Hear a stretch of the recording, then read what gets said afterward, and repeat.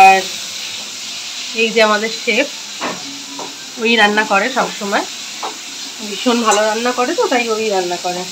এখানে মশলা বার করা হয়েছে। আর তোমার হোমমেড ইয়েটা দেখো, ওই গরম মশলাটা কি করে বলবো হোমমেড গরম মশলা কি কি দিয়েছো একটু বলো। গরম মশলাটা এটা হলো একটা হোমমেড গরম মশলা, নিজে বানানো। এটার মধ্যে কি কি দেওয়া? এলাচ আছে, লবঙ্গ আছে, দারচিনি আছে, আর বড় এলাচ আছে এক টুকরো, আর জিরে গুঁড়ো দিয়ে কি করলে? আর জায়ফল আর মিষ্টি অল্প দিয়ে কি করেছো? দিয়ে ওটাকে রোস্ট করে ঠান্ডা করে তোমার গ্রাইন্ডারে গ্রাইন্ড করলাম।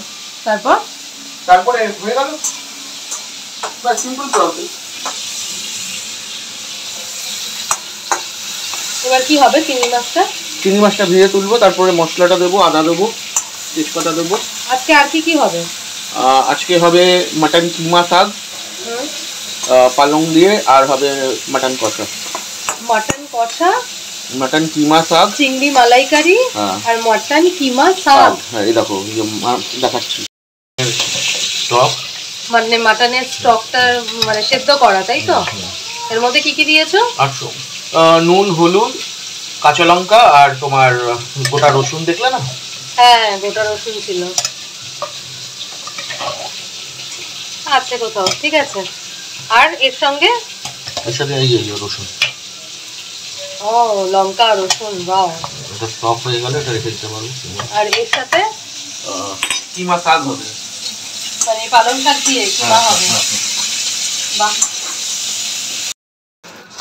শুকনো লঙ্কা, জিরে গুঁড়ো, বড় এলাচ, ছোট এলাচ, লবঙ্গ, দারচিনি, দেখা যায় না। আচ্ছা,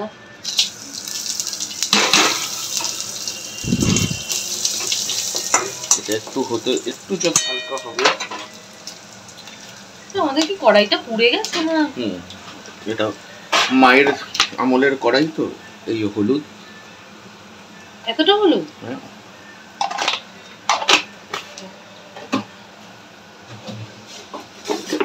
ক্যারামেলাইজ করার জন্য চিনি,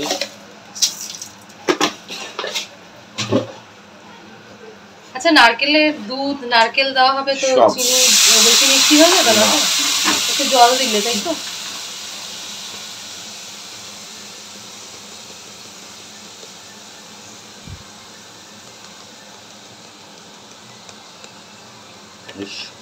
তিখি লাল দেগি মির্চ সামান্য,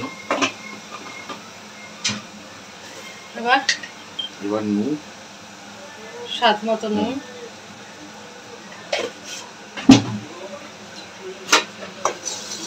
এটা হতে হতে কি দেবে এবার শুধু দেবো একটু আদা বাটা। এটা এই চিংড়িটার জন্য, তাই তো? এখানে কতটা চিংড়ি আছে? এখানে আছে 500।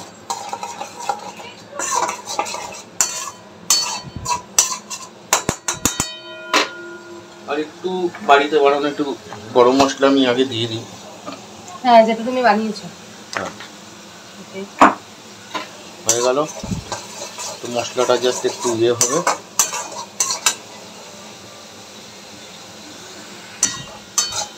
এই মশলাটা কষছে, আর একটু হলুদ জল দিয়ে দিই মাছের। এটা মাছের মানে যে কোনো জিনিসের একটু যদি আস্তে গন্ধ না থাকে, দেখবে ওর এনহ্যান্সমেন্টটা হয় না, মানে স্বাদে। তাই নাকি? হ্যাঁ, তুমি ইলিশ খাচ্ছ, যদি ইলিশের গন্ধটা না পাও, তাহলে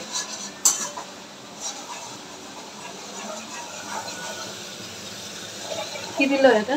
এটা নারকেল দুধ।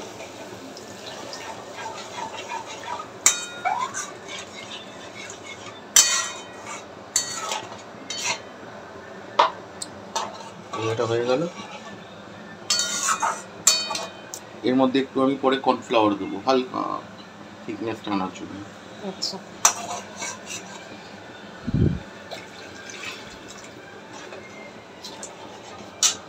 একটু নারকেল দিয়ে দেবো শ্রেডেড, নাহলে মনে হবে এমনি প্লেন কিছু খাচ্ছি। বেশি না, অল্প। চিংড়িটা কখন দেবে? এটা যখন পুরো ফুটে যাবে, পুরো ফুটবে তখন চিংড়িটা দেবো। এটা এবার আমি ঢাকা দিয়ে 5 মিনিট রাখবো। কি কি দিলে এটার মধ্যে? হাফ চামচ কর্নফ্লাওয়ার, একটু নুন আর একটুখানি কাশ্মীরি মির্চ। আচ্ছা, এটা যখন ফুটে যাবে তখন নামাও দেবো। এদিকে ভাত হচ্ছে, ভাতের চাল দেওয়া হলো, আর এখানে চিংড়ি মাছ হচ্ছে। উনি মোটমাট একদম মানে তৈরি, 2 হাতে সবকিছু রান্না সবকিছু করে। এবার কি দেবে বলো? কর্নফ্লাওয়ার আর দুধ। কর্নফ্লাওয়ার, দুধ।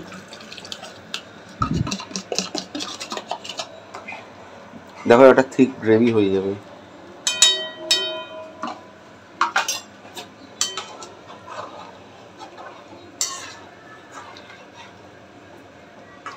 এবার এর মধ্যে এটা ভালো করে এলাচ ফেলাচগুলো মিশে গেলে, একটু কমে গেলে তখন চিংড়ি মাছ। এবার ফুটে গেছে, ফুটছে। এবার আমি চিংড়ি মাছটা দিয়ে একটা ফোটন খেলেই নামিয়ে দেবো। ফোটন খেলে নটন পায়রা। এটা দেখো চিংড়ি মাছগুলো দেখিয়ে ছাড়ো। হ্যাঁ, ও ওয়াও। সরো দেখি। এদিকে আমার বাবা আর মা বসে আছে, বাবা আর মা এসেছে, তাই রান্না বান্না হচ্ছে। আর একটু গরম মশলা দিলে, তাই তো? ছেঁকে ফেলে দিচ্ছ, তাই তো? মানে এক্সট্রা ওই তেজপাতা গুলো, তেজপাতা লঙ্কা টঙ্কা যা আছে সেগুলো, ফোড়নের যেগুলো দিয়েছিলে সেগুলো বার করে দিচ্ছ ছেঁকে, তাই তো? কাঁচা লঙ্কা, শুকনো লঙ্কা রাখি, দারচিনি এলাচ ওগুলো বার করে দিচ্ছি। এটাতে কি হবে? মুখে লাগলে বাজে লাগে, ওই জন্য এই এলাচ দারচিনি আমি তো বেছে সব খেয়ে নি। দারচিনি না এলাচ থোড়ি লোকে খায়।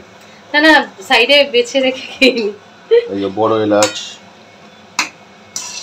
তো অনেক খাটনি, যারা খাবে তারা বেছে খেত না। এটা রান্নার একটা আর্ট, তাই তো?